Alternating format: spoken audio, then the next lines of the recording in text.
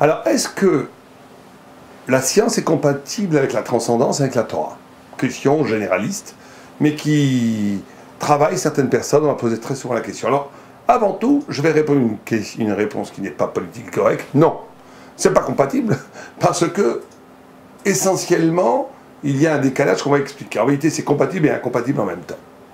Tout d'abord, il faut délimiter la vraie question. Vous savez que la science, de façon traditionnelle, est décrite comme une intelligence du comment ça marche. La Torah, de façon traditionnelle, est détruite comme une révélation de pourquoi ça marche. Donc il y a une sphère d'intelligence du sens ultime des choses, qui est le pourquoi, et il y a une sphère d'intelligence du comment. La science dévoile ce qui existe déjà. La Torah te dit le pourquoi il y a ce qu'il y a. C'est-à-dire que l'intelligence thoraïque est pré-mondaine, elle est avant le monde, elle est avant l'événement. L'intelligence ne dépend pas de la matière, elle ne dépend pas du phénomène, elle est métaphénomène, elle est avant ce que tu tentes d'expliquer. Elle est une intelligence de la révélation qui est plus ancienne que le monde. La science est tributaire de l'expérience du phénomène, elle se doit d'agencer des concepts pour expliquer la mécanique de la matière qui se présente sous ses yeux. Donc c'est deux registres du savoir différents. Est-ce qu'il y a une compatibilité, une incompatibilité? Est-ce qu'il y a des ponts, des passerelles entre les deux mondes? Bien sûr que oui. Pourquoi? D'abord, contrairement à ce que certains pensent, quand le comment, c'est que la science, et ça se passe tout le temps historiquement, s'arroge le droit de dire le pourquoi, on est dans quelque chose qui est de l'ordre de la bouffonnerie, de l'ordre de l'esbrouf, de l'ordre de quelque chose qui est complètement à côté de la plaque. Très souvent, la science, par son pouvoir cognitif, son pouvoir explicatif, son pouvoir d'expliquer, découvrir donc des phénomènes dans la nature qui vont avoir des résultats, des taux de saot, des conséquences énormes, thérapeutiques, économiques, sociales. On va construire des avions, faire des autoroutes, améliorer la vie des gens. Donc ça va donner un pouvoir aux détenants du savoir de la science qui va s'arroger le droit de dire une idéologie qui n'est pas simplement la description de l'être, mais qu'il y ait le pourquoi des choses, comment ça marche, l'ultime sens de la vie. Et ça, bien entendu, un scientifique, en tant que scientifique, il peut être à côté de ça un philosophe, un religieux, un esprit brillant qui explique les choses, mais en tant que scientifique, la science ne donne aucune légitimité au pouvoir de dire le pourquoi des choses. Elle peut dire le comment des choses. Et quand le comment s'arroge le droit de dire le pourquoi, on est dans l'escroquerie verbale, on est dans quelque chose qui se trompe complètement. Maintenant, est-ce que le pourquoi peut dire le comment? Est-ce qu'un grand rabbin peut te dire, voilà, prenez un verre d'huile le matin, faites 3 fois le tour de la table, dites un télim et vous allez guérir? Est-ce que le pourquoi a aussi l'intelligence du comment? Alors bien sûr, c'est là où il faut faire très attention.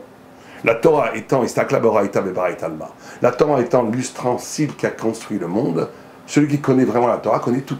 Il sait le pourquoi et le comment des choses. Mais très souvent, là aussi, il faut se tromper, il ne faut pas, quand quelqu'un arrive à des problèmes psychiques, un bon rabbin, à moins que ce soit un Gadolador, à moins que ce soit un Mekoubal fabuleux, il doit dire, écoutez, moi je suis rabbin, je peux vous dire la halakha, allez voir un médecin, allez voir un psychanalyste, allez voir un psychiatre. Ce n'est pas ma sphère de connaissance. Je ne suis pas moumré expert dans le comment, je suis expert dans le pourquoi. Alors, à part d'être quelqu'un qui est véritablement à un niveau où il a accédé aux lettres de la Torah qui expliquent le réel, qui est le niveau le plus haut de la Torah. Ça existe, Moshe Rabbeinu, les grands Tanaïm, les grands Amoraïm, certains exceptionnels de l'Éador, mais la plupart des rabbins, enfin, ou des pseudo-rabbins qui font ça aujourd'hui, sont c'est n'importe quoi, je ne veux pas dire de gros mots, mais c'est du n'importe quoi, c'est un abus de pouvoir spirituel qui tombe complètement à côté de la plaque. Un rabbin n'est pas là pour expliquer scientifiquement le monde, il est là pour donner le sens à la vie, le sens au monde, et expliquer la halakha, la vérité de la volonté de Dieu dans la vie. Il n'est pas là pour décrire des phénomènes. Ça, on laisse ça aux scientifiques. Donc, séparation des sphères du pouvoir, séparation des sphères du savoir. Maintenant, de façon plus profonde, la position scientifique n'a jamais été un problème pour la Torah, au contraire. Vous savez que en Occident, il y a eu tout le temps une lutte entre l'Église et la science. Très souvent, une lutte très forte. Pourquoi? Parce que justement, l'Église, le christianisme étant l'héritière d'une époque paganique, du paganisme. Or, le paganisme ne fait jamais la différence entre la nature et la divinité. Et donc, tout est divin, tout est magique. C'est le monde magique des païens, qu'on retrouve en vérité dans l'Église du Moyen-Âge et même jusqu'à la Renaissance, où il y a cette vision magique du monde. Et donc, la science qui désacralisait le monde, qui expliquait la foudre, ce n'est pas la colère de Dieu qui envoie sa flèche, c'est un phénomène électrique. Donc, à ce moment-là, ça a désacralisé le monde et donc ça a décrédibilisé le discours idolâtre, le discours païen, le discours religieux, entre guillemets, de ceux qui prônaient l'explication mystique sur toutes les choses. La Torah n'a jamais fait comme ça. Vous remarquerez dans le Talmud, il y a quelque chose d'extraordinaire. Le Talmud, d'ailleurs Maïmonide en est l'extraordinaire héritier, considère qu'il y a une sphère de la création qui est menée par la rationalité, qui est rationnelle, et qui est une volonté de Dieu, qui sont les lois naturelles, qui obéissent à la loi scientifique. Et que c'est qu'à un niveau supérieur qu'il y a des phénomènes mystiques, spirituels, de relation directe avec Dieu. Mais qu'il faut intégrer, respecter ces dimensions du naturel comme quelque chose qui est la volonté de Dieu elle-même. Donc ce n'est pas une concession faite à la matière, c'est au contraire une vision de la matière comme une organisation d'intelligence scientifique voulue par Dieu. Au point où Maïmonide dit, après des variations, mais Maïmonide dit qu'à un certain niveau de conscience populaire, à un certain niveau très bas, il n'y a pas de Hashgacha, il n'y a pas de providence. Tu es régi par les lois du hasard et de la nécessité. Il faut être un sage, un intelligent, s'arracher de la matière pour mériter un regard personnel de Dieu sur toi. Bon, mais en tous les cas, le Talmud, déjà, on voit que le Talmud passe sous le scribe de la question chaque phénomène. Vous savez que le Talmud, on n'a pas le temps ici de donner des détails, mais le Talmud a découvert l'embryologie, le Talmud a découvert la loi de la relativité d'Einstein, le Talmud a découvert toutes sortes de lois, en biologie, en botanique, en physique, en astronomie. Le Talmud a découvert que la Terre était ronde, etc., etc. Enfin plutôt la Kabbalah, le Zohar. Mais ça veut dire qu'il y a des... Mais quand le Talmud le découvre, c'est pas parce qu'il veut découvrir des découvertes scientifiques. C'est parce que la halakha exige une confrontation au réel. Et dans sa confrontation au réel, le Talmud adopte une attitude complètement scientifique, où elle questionne le réel. Des fois, il y a des pages de Talmud, on dirait presque une démarche scientifique. Pourquoi y a-t-il ça? Ah oui, mais si c'était comme ça ne sera pas comme ça. Donc la logique est à l'œuvre, puissamment à l'œuvre.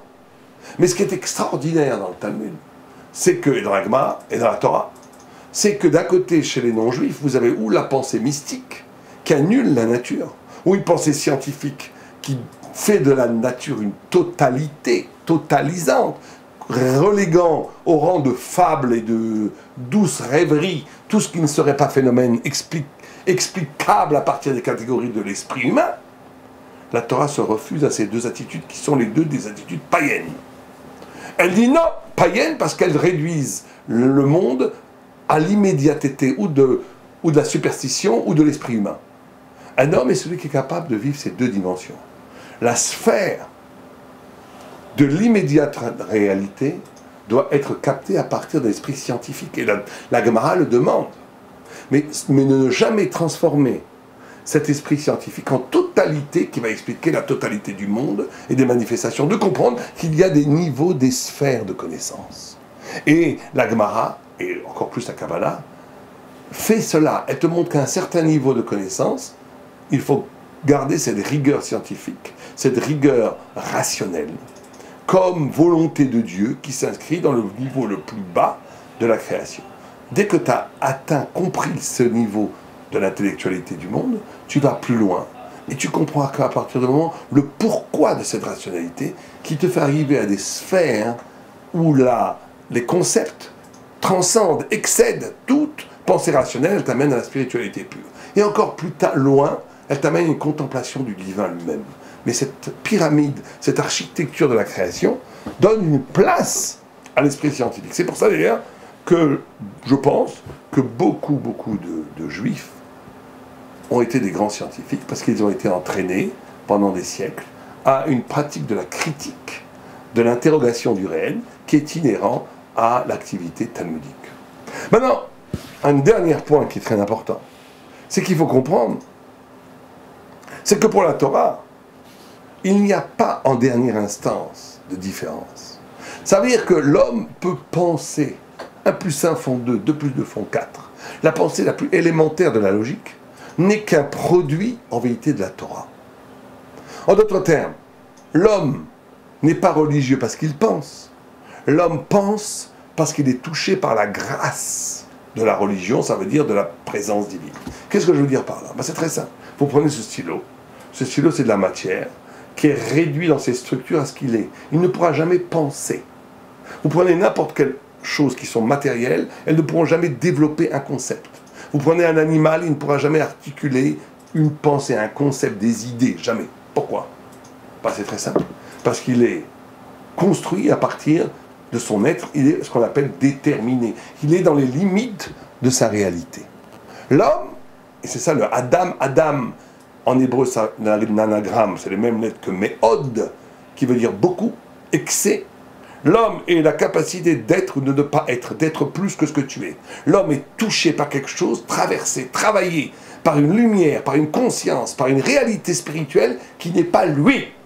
C'est ça être homme. Être homme, c'est être concerné par quelque chose d'autre que soi. C'est ça la définition de l'humanité d'après la Torah. C'est pas l'homme qui parle, c'est pas l'homme qui pense, c'est plutôt l'homme qui pense parce qu'il peut penser, parce que il est concerné par un ailleurs, par l'échappée d'un ailleurs. Il est traversé par ce qu'on appelle le Tselem Elohim, le reflet, regardez le mot avec son Tselem, l'image, le reflet de Dieu. C'est ça qui constitue son essence. Or, c'est parce qu'il est frappé par cette lumière divine que l'homme s'arrache de la matière et qu'il peut accéder à la pensée.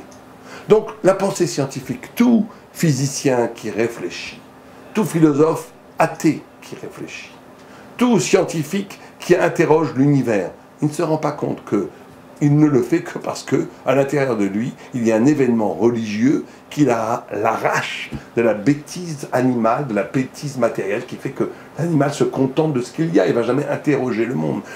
La curiosité de comprendre le monde n'est que le prémisse d'une soif, d'un dépassement de l'être qui t'amène vers Dieu, vers l'infini. C'est ça qu'il faut comprendre. Ça veut dire que la soif de connaissance, l'envie de connaître, est une preuve radicale de l'existence de Dieu.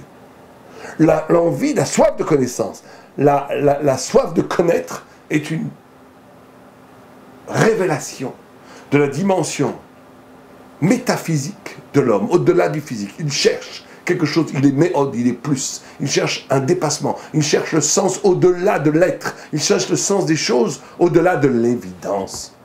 C'est la signature spirituelle inscrite dans toute conscience humaine.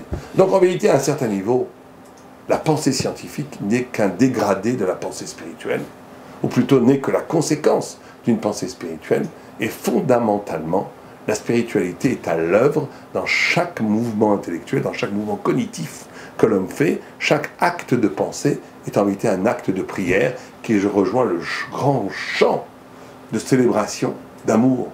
Quand on voit l'harmonie de la nature, quand on voit l'intelligence de la nécessité, quand on voit comment le hasard n'est qu'une illusion, n'est que l'explication du sceau, quand on voit en vérité la profondeur abyssale de la création, et que l'homme est capable de contempler cela et d'admirer cela, ça le pousse à un chant magnifique envers le Créateur, la création qui reconnaît son Créateur. En vérité, l'acte scientifique suprême, ça serait quand la créature, est capable de reconnaître la trace de son Créateur. C'est ça, l'intelligence suprême scientifique, où il y a une union entre la science et la transcendance.